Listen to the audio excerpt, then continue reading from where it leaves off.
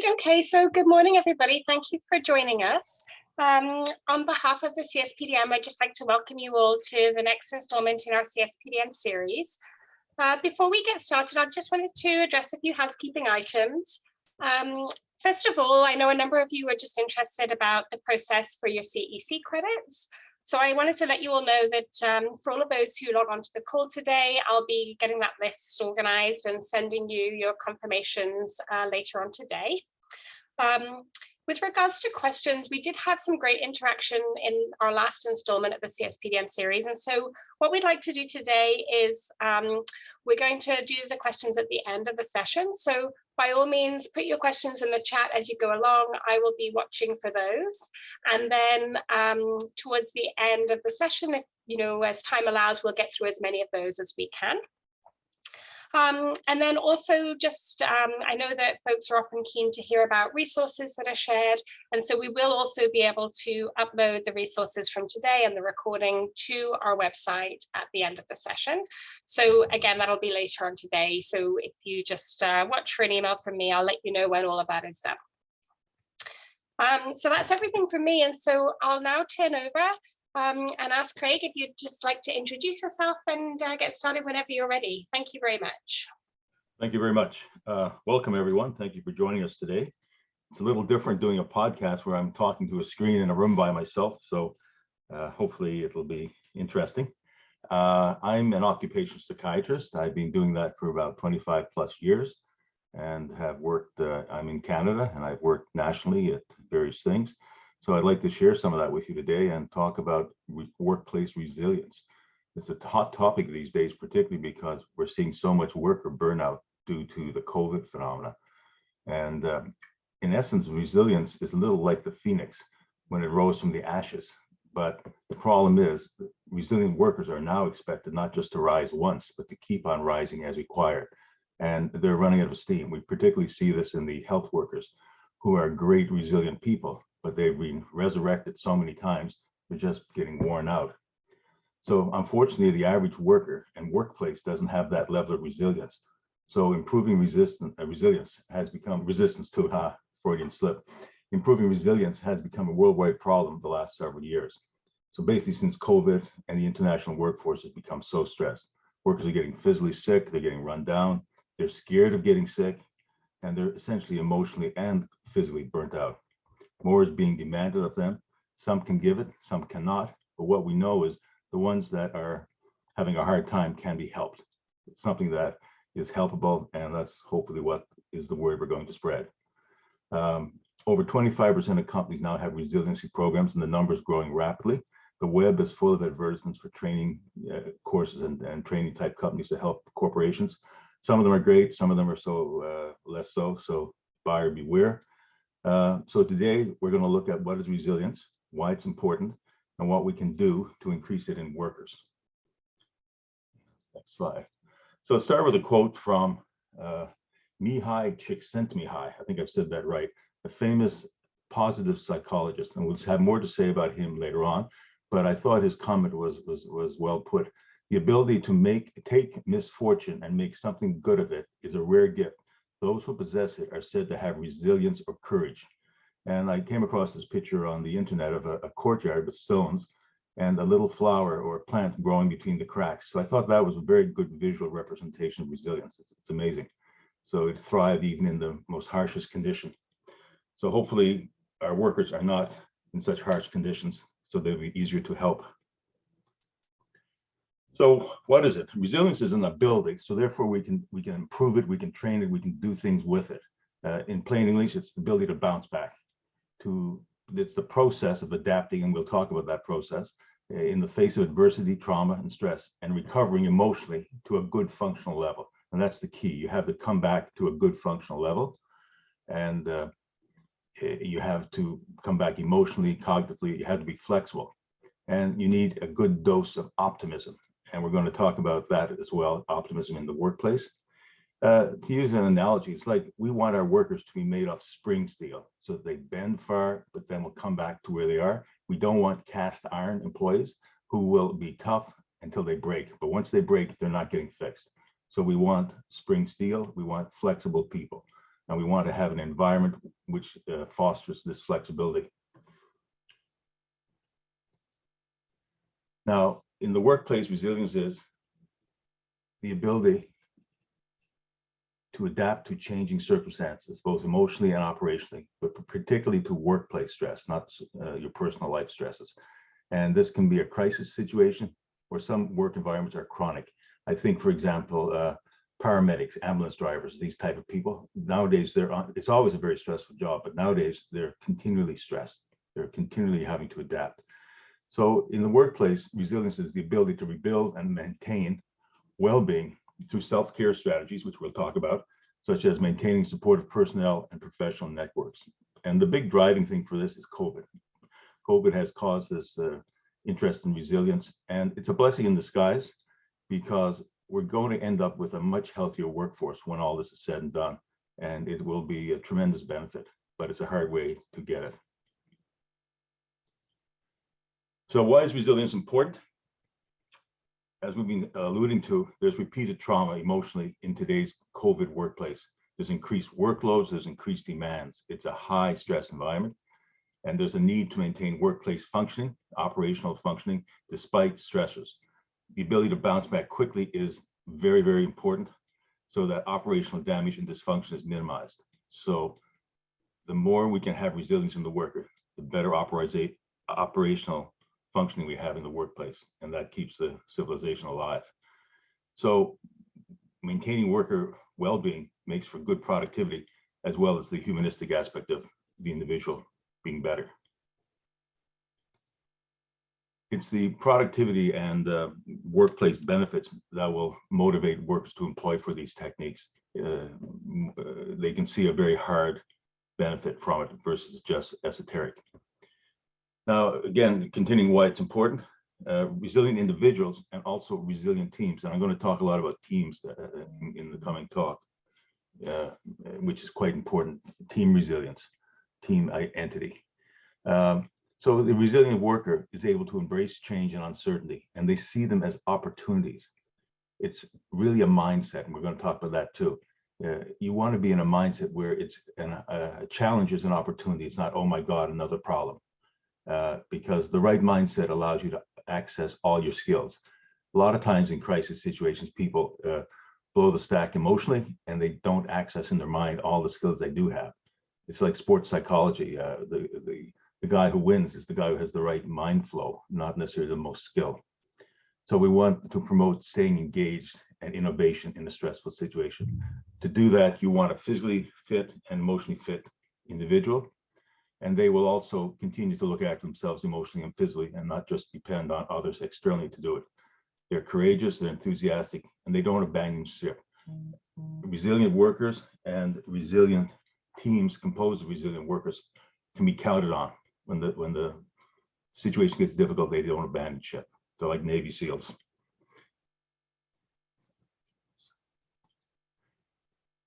So other aspects of why it's important, resilience leads to personal growth because you see a crisis or a stress as an opportunity. So learning will occur.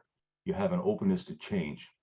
So then this increases the competence and then secondarily the self-confidence of the worker.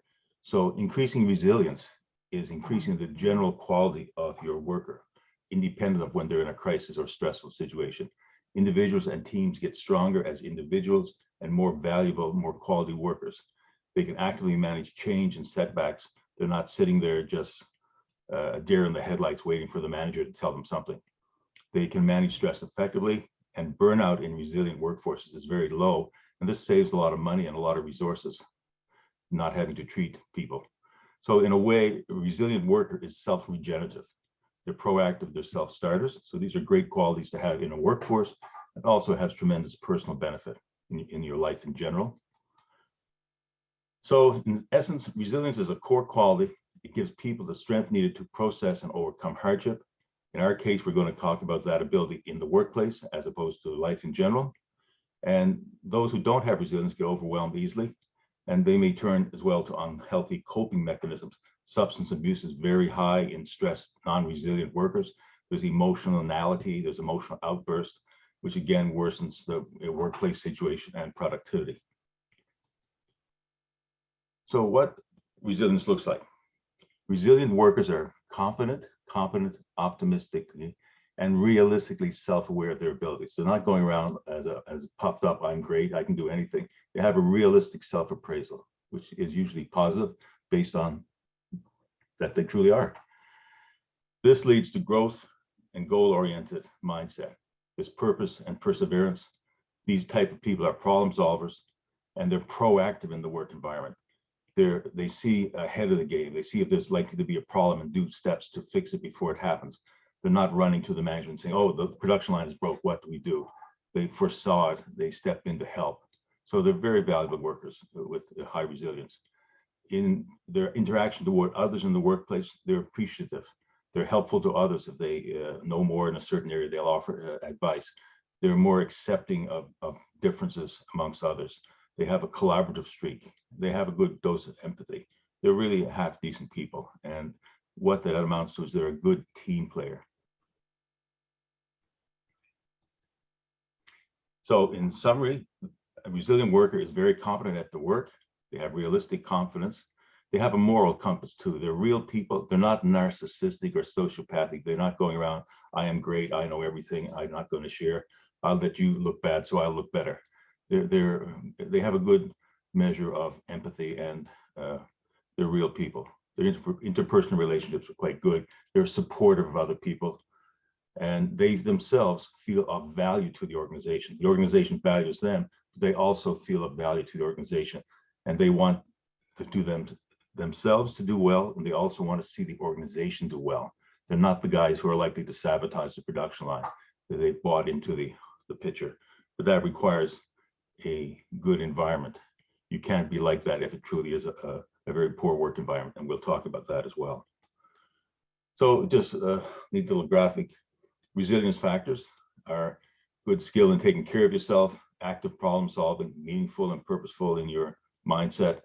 You're good at giving, accepting social support. And the big thing is you maintain a positive outlook.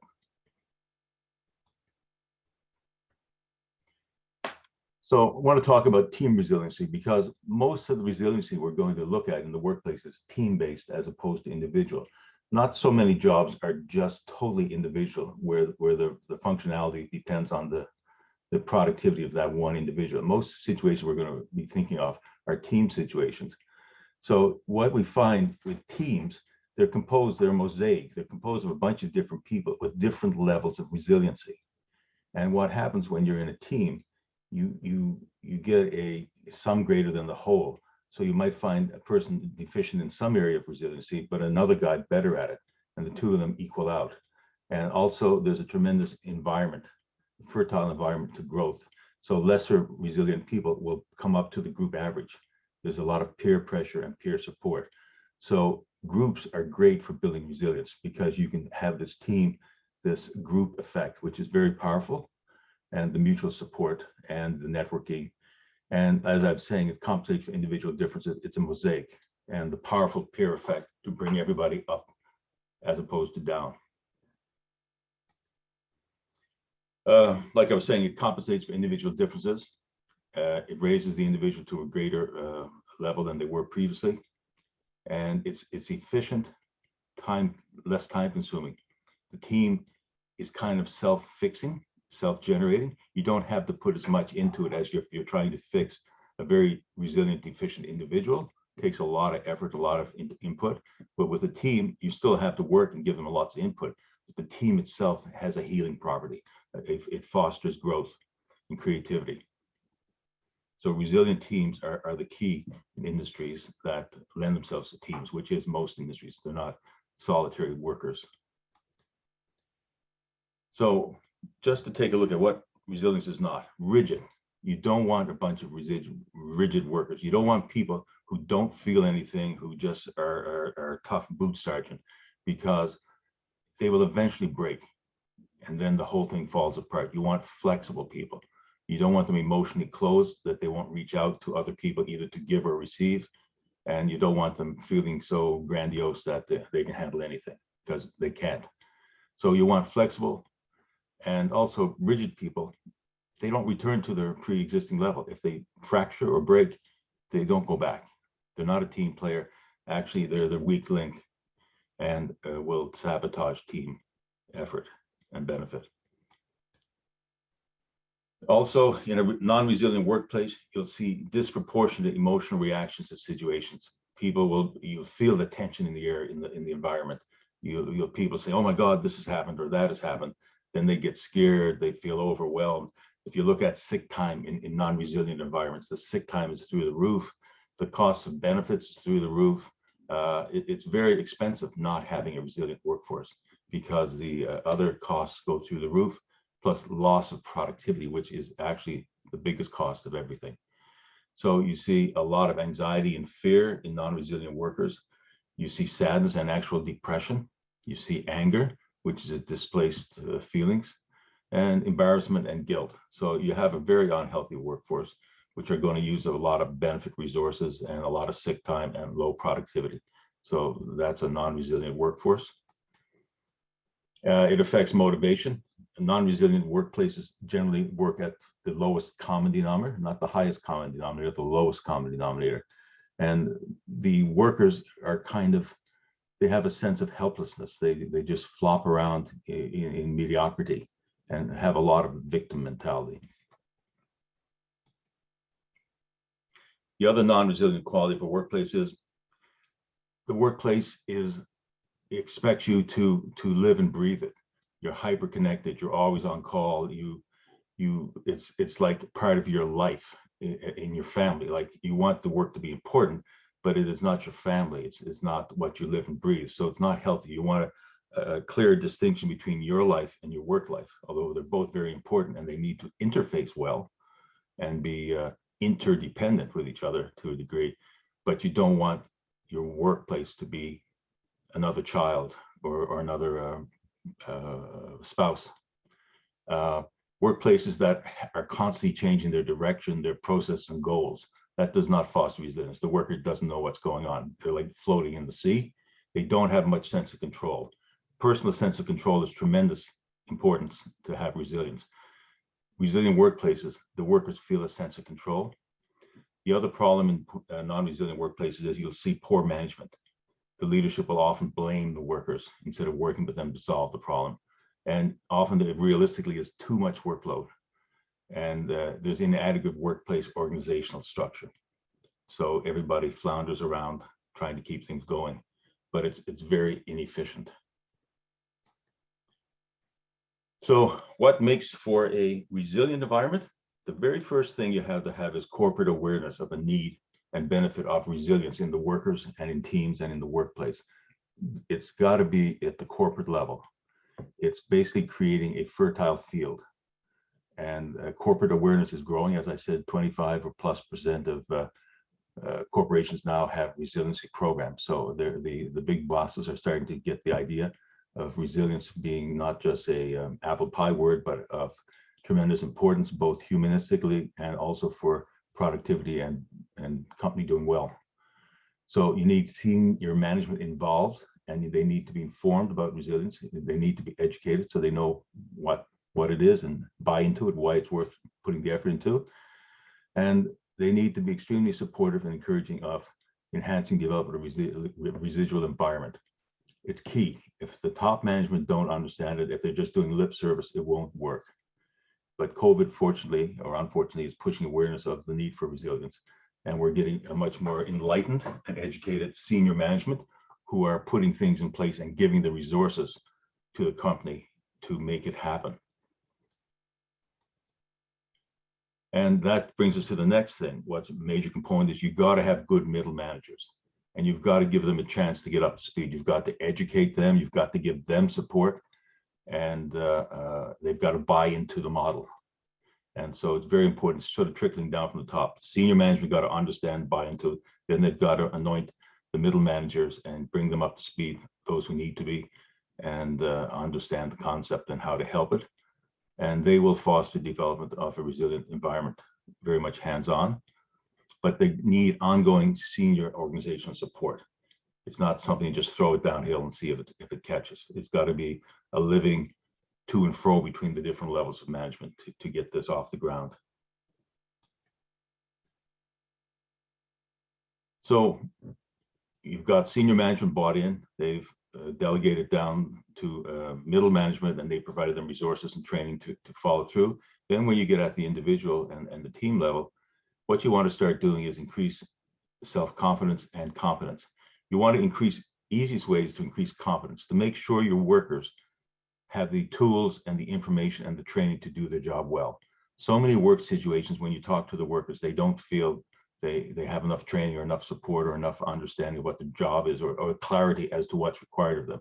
So you need to increase their competence as appropriate. And this itself will immediately increase their self-confidence, and that lowers their anxiety to a stress response. So if the stationary engineer at your company feels very qualified in understanding the system and something breaks, he'll feel, oh, I can fix that, I'll go deal with it. 6 months before, he probably would have said, oh goodness, what am I going to do here? Or probably said it in a more explicit way. And they would have felt very stressed, very anxious, and not done it as well as he could, because as we know, anxiety doesn't promote cognitive functioning to an excessive amount. And so what it does is, when you have a confident and competent worker, it creates optimism, this belief in themselves that they can do their job. And that's really key. And like I was saying, you see that they spend fortunes on sports psychology to get athletes to believe in themselves and access what they really have. Other ways to work on individual resilience is to de-stress. We just talked about the stress of the world right now with COVID. There's tremendous stress. And to protect the individual against stress, you need to maintain your mind. And there are many ways to do this. There's meditation, there's yoga, there's sports. Sports are very good. And particularly helpful are creative outlets, which is probably not used enough. People don't think of it, then it's not always seen as something you think of. You'll think of sports or even yoga, but creative outlets are tremendously restorative to your mind. And companies can facilitate this by offering discounted gym memberships, company group activities, lunch and learn, lunch and yoga, various ways that corporation can facilitate this. And you want to learn to insulate yourself from stress, to compartmentalize it, to take time where you're meditating, whether you're doing yoga, whether you're cutting up a model or painting a picture, where your mind is present. And I will talk about some of the uses of mindfulness and presence. When you're present, you're less stressed. You want to be able to compartmentalize your mind and focus on what you're doing at the moment. And that also works for the resilient worker in the workplace. If you have a problem you're working on, don't let other things creep in, particularly anxiety. So compartmentalization is very prevalent in good resilient workers. You want to stay healthy too. You want nutrition. You can inform your workers on nutrition. You can have classes, you can have activities to educate them. As I mentioned, the physical activity, there are many ways to facilitate that. And if you hire a company to help your organization become more resilient, they will deal with the actual nuts and bolts of how, for that particular organization, is the best way to help with mind and body. And you want to avoid negativity. You want to become aware of any saboteurs in the process and work on them to get them on board, or deal with it in whatever way is appropriate.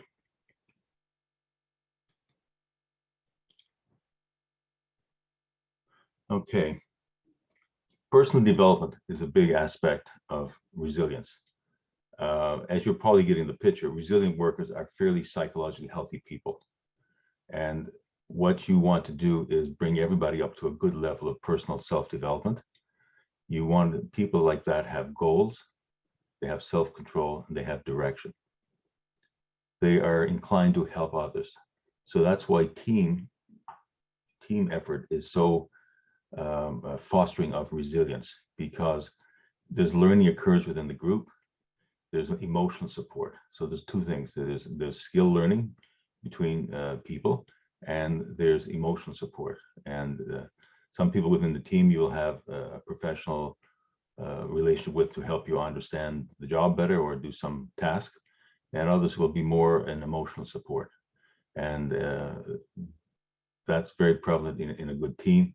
And you will see team resilience as a composite to be much higher than the individual parts. And that's what you want to look for to develop within an organization. And There's a lot of sharing goes on. People are not stagnant. If you are a little bit, again, peer pressure, the group pressure is tremendously healthy in a healthy group that will pull the people along and pull them upward in health. And big thing is the optimism and positivism in the environment increases. When you go to a resilient workplace, you'll feel it. People are happy and content and satisfied. And for those that are having more deep troubles, you want to have a good EAP program and easy access to it. And I say good EAP because a lot of companies have EAP as sadly window addressing. You'll get 3 or 4 or 5 or maybe 6 sessions, and then it can't be continued. And sometimes the quality is quite variable. So you want to provide as good if you're building resilience, you want to have good EAP so that those who need some more personal attention to the self-development can get it.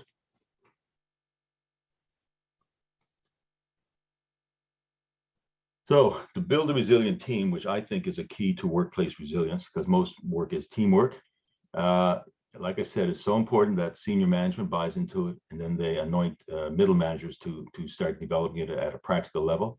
And what you want to do, and again, if you hire somebody to work with an organization, they will teach you the actual skills and the actual stuff, which is beyond the scope of today's talk. I'm just sort of giving you an overview. But you want to build a trusting, non-judging, emotionally safe work environment. That's a mouthful, and sometimes it's easy to do, and sometimes it's very difficult. And you want to have opportunities for workers to communicate with each other and with managers, and to have a lot of flow of information and feeling safe.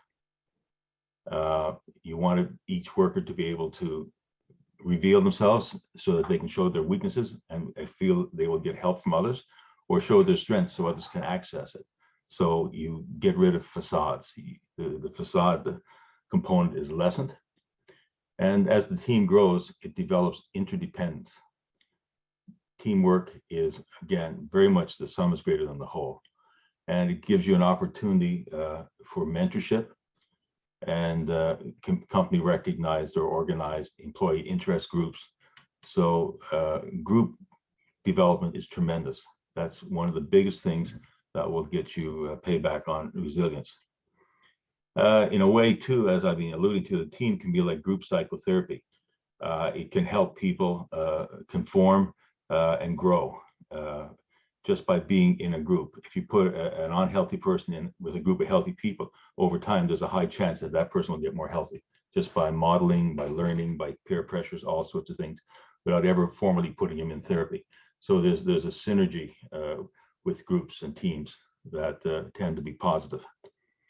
And so you really work towards what it ends up is self-development. You become a much more healthy individual, and also you become a very good team player. And this is when you're working on building resilience in the organization, you teach people techniques and modeling and whatnot to show them. You don't just say, okay, you got to have a good team. You show them how to do it, and you actually do hands-on work with each team to see what's needed in this particular environment versus another environment. So you really hands-on foster the team building and development. And it's usually a positive experience for the team members. At the end, they're always a little guarded and nervous, but if you have a successful intervention, at the end, most people will say this is better.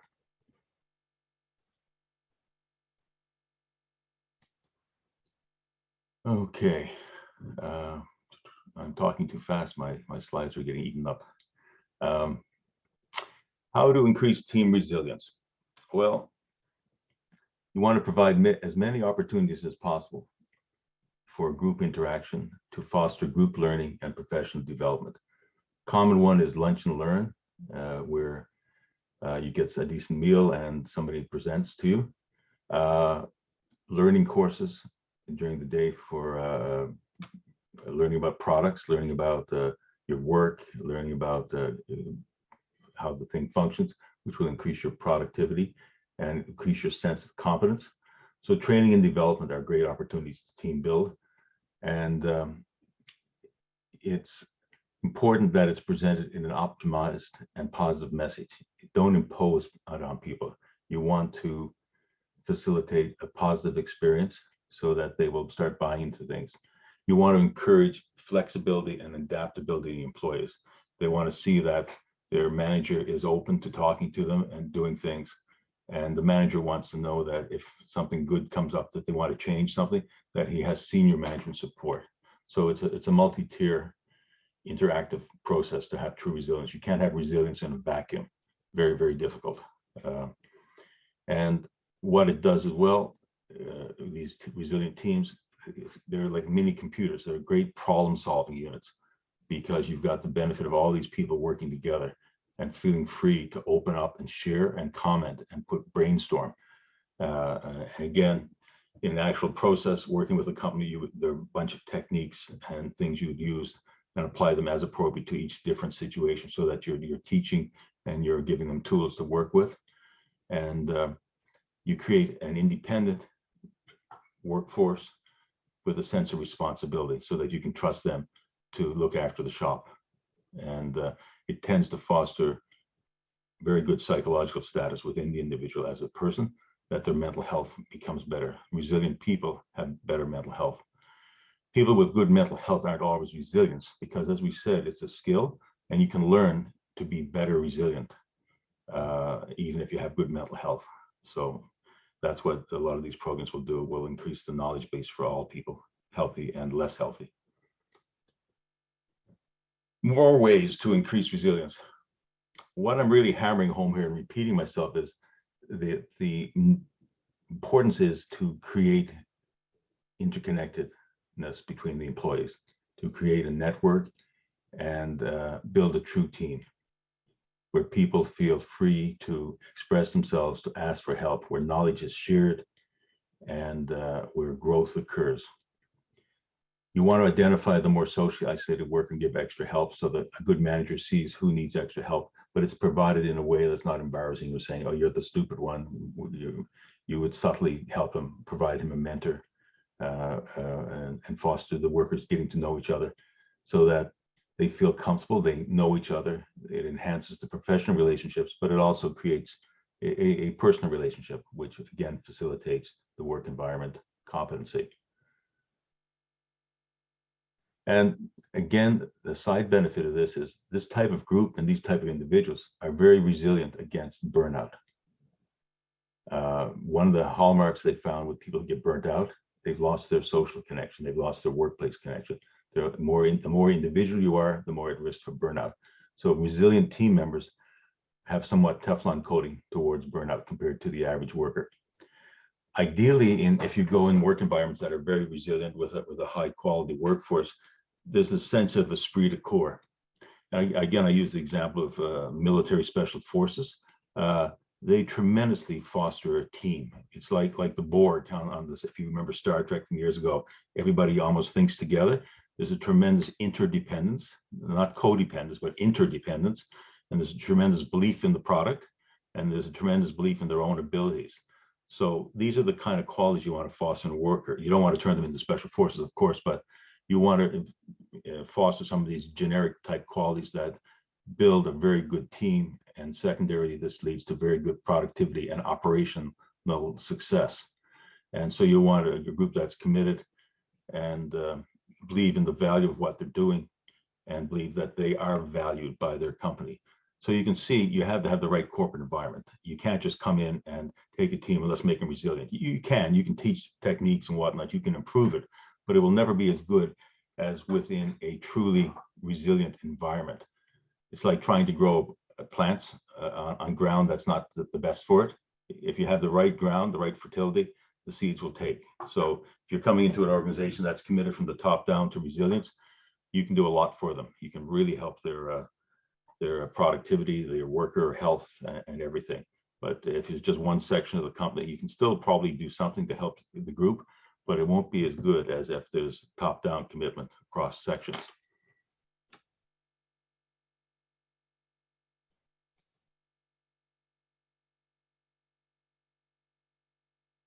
The other thing is the workplace needs to be real. I've seen workplaces where they promote all kinds of good stuff, and you talk to the workers on the side and they say it's all BS. So workers aren't stupid. So if you really want to change the environment, it can't be a lip service change. It must be truly committed. So you need honesty from management, and that will go a long ways. You also want realistic management of workload and realistic acknowledgement that if somebody is overworked, if that is a situation temporarily that can't be helped, acknowledge it. Don't tell the guy, oh, he's not up to snuff because he can't do it. Acknowledge, say, this is way overload, but we really need you to try to do it in this short period of time or defined period of time. People can work at the red line for a short defined period of time if they know there's an end in sight and there's a reason to work that hard. But just haphazardly having people work at the red line and no clear time frames and whatnot, that chews up resilience like crazy and leads to burnout. You want to help people understand the balance between work and life. And you want a company that respects that. A non-resilient workforce or workplace like we talked about earlier is where that's not respected, where people are expected to be on call night and day. I think a young lawyer's doing their clerkship, where they work, like I'm told, 100 hours a week. Or back in the day when there were medical internships, I remember working all night and having to work the next day. Maybe you got an hour off early. Not a very good work-life balance. And you need a very strong, resilient worker to put up with that, if they even should. You also want to have recognition and reward in your workplace. So many times people feel when you talk to workers that they did a good job and nobody noticed. And it's so important psychologically to acknowledge. You have a worker of the year, worker of the month, have public recognition of that. Sometimes have a prize that goes with it, something of value, which a lot of companies I've seen institute. So people feel proud that they're going around with a pin on their lapel that they were company of the month, employee of the month. So recognition is important. And generally you find the more resilient the environment, the more optimistic they are. And the more optimistic you are, the more positive you are about that you can succeed. And helplessness feeling is much less in an optimistic environment, because they're counter to each other. And again, you need effective leadership from the top down. You need good managers, you need good senior management of the company, directorship and that. So it's a multi-tier effect to get the most from it. Okay. So to capsulize, for optimization of team building with resilience, you want emotionally safe and honest work environment. You don't want BS about how great we are and the rah, rah, rah. It wants to be real if you want to get the best outcome. A worker has to feel safe to give input, what he thinks, and to receive feedback, and to be respected and not be laughed at or snickered behind their back. So management needs to be very supportive, and the manager needs to be supported by the senior management. And you need to foster interconnections within the group, both for emotional support and for knowledge dispersion, so that the people who've done the job for 20 years are available to share their knowledge base with the new guys or women. And you want to generate, and you will if you follow these things, an optimistic work environment, not fatalism, that, oh, what's the difference? If I do it or not, it's no difference in the outcome. You don't want that kind of thought pattern very much present. And a very realistic problem is workload management. You have to match the workload to the reasonable capability of your team. As I was saying, teams and individuals can work at the red line, to use a car analogy, for an engine, for a given period of time, particularly if they're very motivated, they see a reason for it, if they're adequately compensated, and if they have a defined time. You can have people working too much. Like, I use the example of the healthcare workers across the world. Really, they're a tremendously resilient group of people, and they rose to the occasion last year when the first COVID epidemics came out, and they worked crazy amount of time and gave the best care. And because they're committed, they believe in it, and they assumed there was a fixed amount of time. Now that it keeps recurring, there's no amount of time, and they're being forced. I know nurses that are being forced to work overtime. They don't have a choice. So the resilience is just getting chewed up. So you need workload management, absolutely. And so you want to prevent worker burnout, because burnout people can't be resilient, but highly resilient people are more prone to not getting burnt out. They have a Teflon resistance to it compared to others. So we talked about Seligman. I think I mentioned, no, I haven't mentioned him yet. Seligman is a PhD psychologist, and he's the granddaddy of positive psychology. And that's an interesting concept that came out. And the other gentleman I talked about, the quote at first, Csikszentmihalyi, I can never say the name fully correctly. Those two were the founders really of positive psychology. And what positive psychology is you probably heard about being in the flow, being in the mindset. And they did a lot of work on that. They looked at what's good in people. What are the qualities that make them successful as opposed to what's broken? They tried the very much Freudian psychology and psychiatry in general, and psychology often looks at, oh, what's broken? How do we fix what's broken? They looked at, well, this engine is working very well. What qualities of that engine make it rev to the 12,000 RPM? So they very much studied positivism. And Seligman was the granddaddy of it. He did a lot of work about resilience, which is a secondary aspect of this. And he had what he called an ABCD model. And if you look up this on the internet, look up Seligman and his modeling, and you'll learn a lot more about resilient qualities in general. And he felt the key to building resilience was recognizing unfavorable thought patterns, finding the true reason behind your emotions, to know yourself and recognize the negative impact of these emotions, and learning to challenge them with new thoughts, and choosing new, more effective direction and action. And you can see this reflected in some of the things I talked about, how these research type thoughts have been operationalized into teaching and promoting resilience in workers and workplaces. So Seligman was one of the guys with his big thing was positive psychology. And there's a guy called Rich Fernandez who does a lot of work on training, and his big point is mindfulness, being present, being compartmentalized, and being in the flow as well. He's an interesting guy. He was director of executive education and people development at Google, and so he had a big job and did a lot of work with people organization. He's also a frequent contributor to the Harvard Business Review. So he's a guy you'll find some interesting stuff about. And he's a big pusher of mindfulness as a way to manage stress and develop emotional intelligence. As I was saying, he believes in compartmentalization, as we touched on, detachment breaks from work, again, to improve health, and cultivate compassion for yourself and for others. So you can see that as you build resilience in a workforce, you're building a much more psychologically healthy individual. And that will have great benefit for the individual themselves in their life, as well as for the company. Another one was Alan Call, who did a lot of work on it. And his point was about management support. He found that management support was critical and crucial to building true resilience in an organization. If it was just lip service or there was just middle management trying to implement it, it didn't do so well at all. And he felt the middle management was also very important by leading by example and building resilience, and for executives as well to be seen buying into the resilience model. And very much you want to foster a sense of purpose and helping employees. And you want to foster self-control and self-confidence. So these are things that come from research that then gets transferred into the hands-on operational teaching of resilience. And basically, resilient people manage change effectively.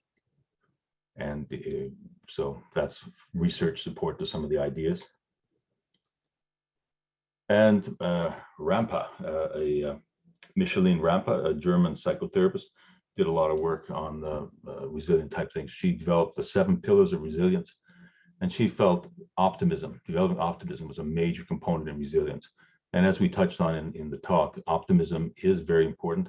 And if you're optimistic, you're positive thinking, you're open to solutions, you're open to finding solutions, and you're able to access your knowledge base. And it's a very big component of resilience. So what you see is the resilience of today, when we try to bring it to the workplace, is taking all these concepts from research and early workers and putting it into a comprehensive whole. And Rampe felt the acceptance was a big thing, so that this is the situation. Instead of, you'll see workers complaining about this happened today, that happened today. The resilient worker says, unfortunately it happened, but it's here and we got to deal with it. Let's get on with it. So you see optimism and acceptance. You focus on the solutions. You compartmentalize the problem. We're going to fix this. you take responsibility. You're not blaming, oh, Jack down the production line caused this, it's his fault. Whatever caused it, it's your problem right now to fix and get dealt with. So you also then want to have a support network, and you want to be flexible in how you deal with situations. So these are the 7 pillars she came up with there. I won't read them all off, but interesting read to look up the original literature on the full 7 pillars. And of course, there are resilience scales. Psychologists have done a lot of work in this field, and psychologists like having objective scales to study things. These are some of the 5 top ones that are used. So if you were coming into a work environment to build resilience, you might do one of these scales on all the workers, or several, to see what level of resilience is present. And these measure things like optimism, self-confidence, self-esteem, and various parameters that they feel represent in total as the level of resilience in an individual. And then you can do it at the start, and you can see what areas of resilience need more work and less work in this organization. And then at the end, you can retest it to show that something came of your efforts.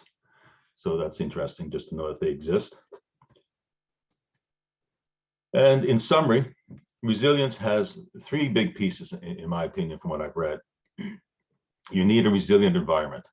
It's the fertilizer. It's the corporate culture. So you need buy-in from senior management, directors, the board, these people that we understand and we want to facilitate a resilient environment, and they recognize that it has benefit for the corporation or the company or the organization, and also humanistically tremendously helpful to the individual. So you want a resilient individual as much as possible, but you don't want to spend your resources on making every individual resilient because that's very expensive. You probably don't want to do psychotherapy at $200 an hour on all individuals. So you want to provide individual help in a group setting, is ideally, because everybody will get something from it, and further it will keep cooking because the group itself will settle and come to a higher level. So rather than taking 10 people and giving them individual treatment, not treatment, but individual help to become more resilient, if you teach them as a team, some are already higher up than others in resilience. And then there's a settling process where the lower ones will come up to the average at least. So team resilience is a major direction to go. And basically you start with a mosaic, and eventually over time, everybody will rise within the group, and you will have cross communication and cross help and sharing of knowledge base and support.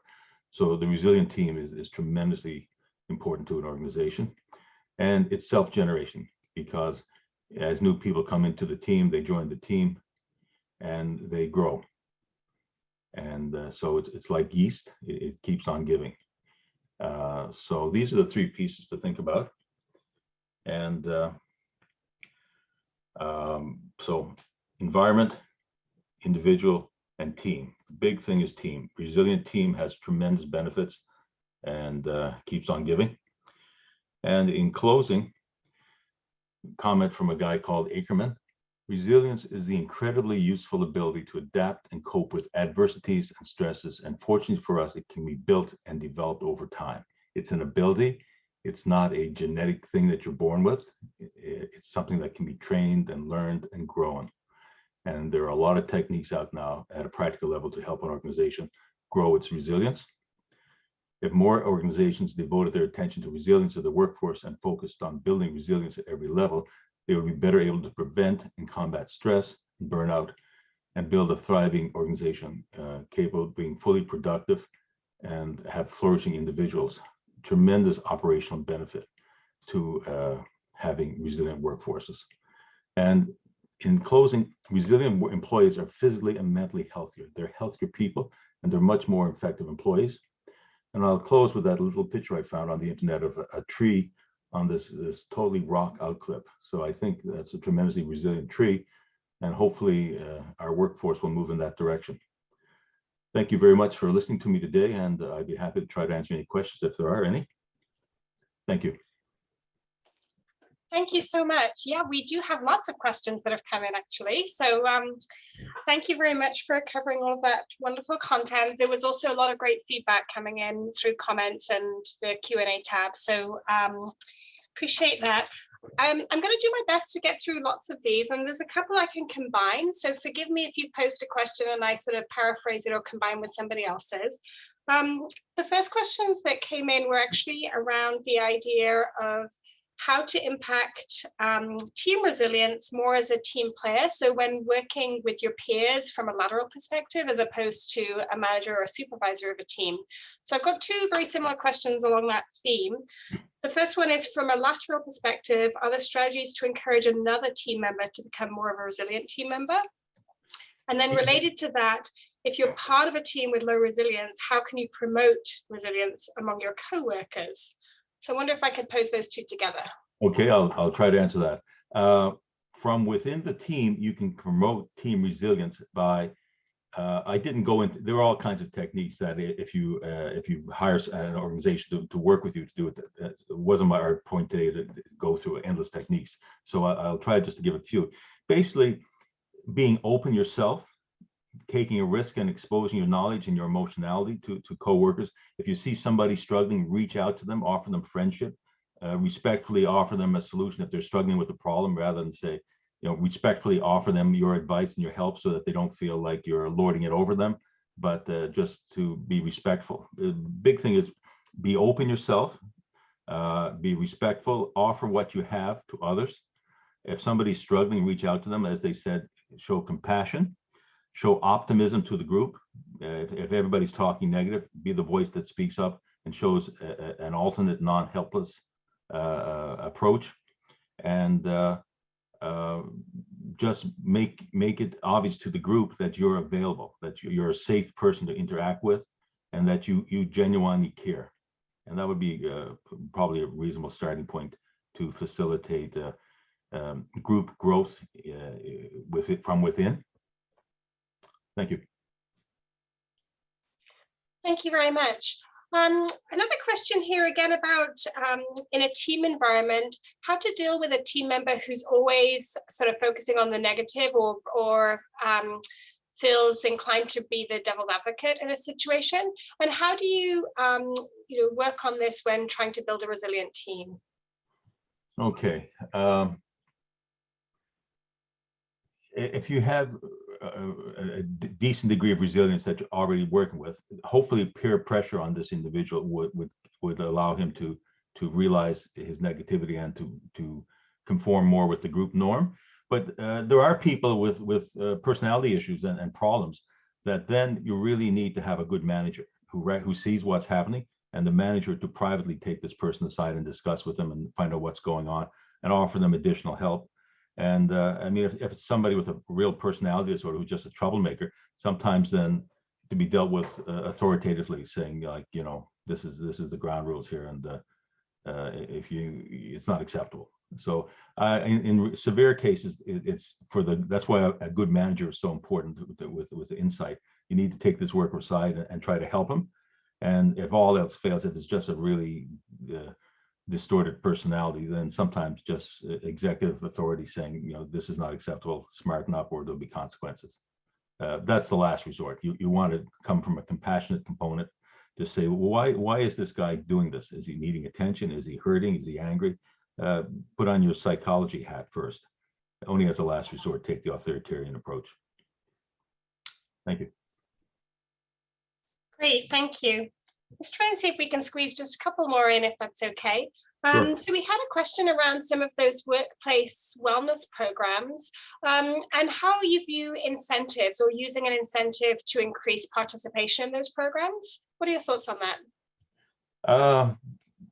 Incentives you had to be very careful with, because if it's a really good incentive, people will keep coming just for the incentive and not buy into it. So I think cautiously it's okay to use an incentive to get people in the door, so to speak. But once they have to buy into it in and of its own quality. You can't keep them just there continually with incentives, because that's not resilience. That's a non-resilient work environment.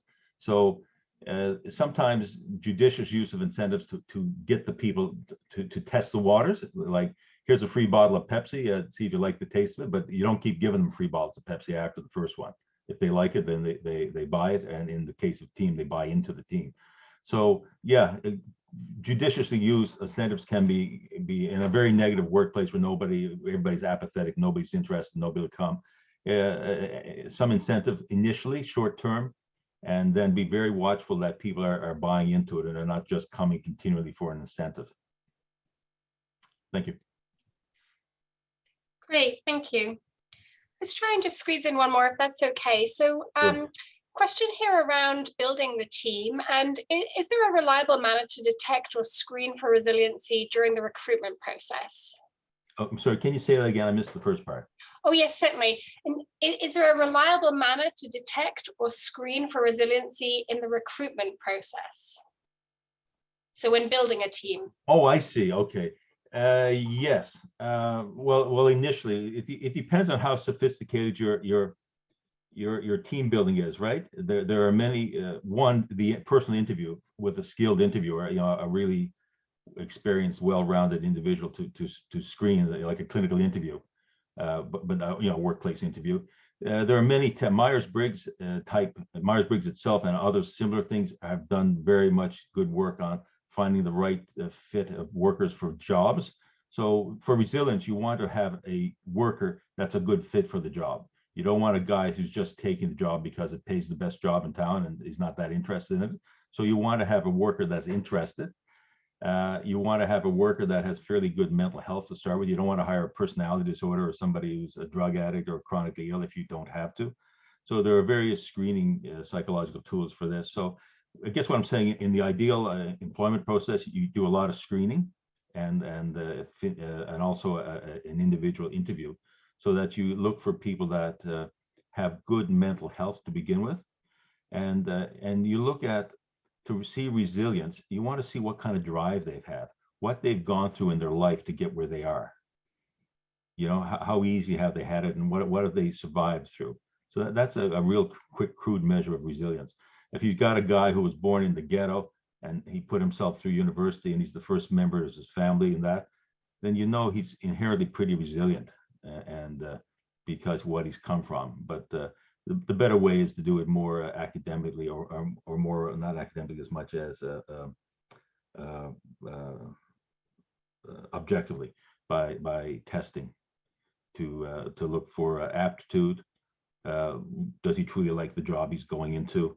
And then look for psychological testing to see good mental health, good interpersonal skills, and then the interview and the personal history, what this guy's gone through, can be helpful. But again, it's only a help because some people have come from adversity to a very good situation, and they're not very healthy. They're cutthroat. They're horrible people. So they had drive, but they're not a team player and never will be. So their life story with judicious understanding of what it might represent. But the testing is probably the objective way to go. Some good psychological testing, because we always used to have a saying that be careful who you hire, because it's usually much cheaper to spend a bit of money on a thorough assessment of the employee before you hire them and realize you've got the wrong fit, and then having to try to move somebody on. It's very difficult and expensive. Bit of a long-winded answer, but I hope I provided some help there. Thank you. Great, thank you very much. Well, we are getting to the end of our time here. So there were a few other questions that we weren't able to deal with on the... we can go one more if you want. Okay, yeah, certainly. Okay, let's just do one more then right at the end here. So there was a question around how to sort of break the vicious cycle where folks feel like they have no time to participate in some of those wellness programs, so such as that lunchtime yoga or something like that. So how do you break that cycle or deal with those scenarios where people don't feel like they have the time to take those positive steps, or have the uptake in those programs that are offered? So right off, you've described a non-resilient environment. What we've talked about, what is not resilience. So therefore, this shows that to make it work, you need higher powers bought in. So if the workload is truly too much and people truly don't have time, then you need management or above them, senior management, to make the time, to hire more people if maybe the team is too small for what they're doing. So that's where reality checks in. I mean, are they truly so busy that they don't have time? Because that's the workload thing we talked about, and that's why it's so important to have senior management and from the top, very top down, because then the manager could say, look, we are working in the red line all the time. There's no time for this stuff. Then they have to redistribute workload or hire more employees or something. They have to do something real about it. And if it's just an attitude thing, then sometimes the incentive works. I've done work in the past with drug companies for lunch and learns. And what they do is they bring a fantastic meal, like, take out the fantastic cook stuff, so that the incentive is really good meal of whatever. And then they'll sit and listen to the talk, and a lot of them will say, oh wow, I'm glad I did come. I came for the food, but the talk I learned something from as well. So you can cut it both ways. So that's an example of an incentive that has a positive outcome. But that's what ties in what I said about honesty in the workplace and environment. If you really are too busy, it's something that's got to be dealt with. Otherwise, you're not going to get resilience. Thank you. Great, thank you very much. There were just a couple of housekeeping questions as well. So since we're right at the end of time, I'll just address those. So yes, anyone who's asking about CEC credits, I will certainly be emailing anyone who's participated with that documentation later today. And some of these resources and the recording of the session will also be uploaded, and so I'll circulate that link. And for anyone else who'd asked a question that we didn't get to, I'll do my best to circle back to you and try and get those right answers and resources to you directly. So thank you so very much for that fantastic presentation. There's also been many comments in the chat and in the Q&A, just really appreciating all of those valuable offerings and suggestions for organizations. So thank you very much indeed. Thank you.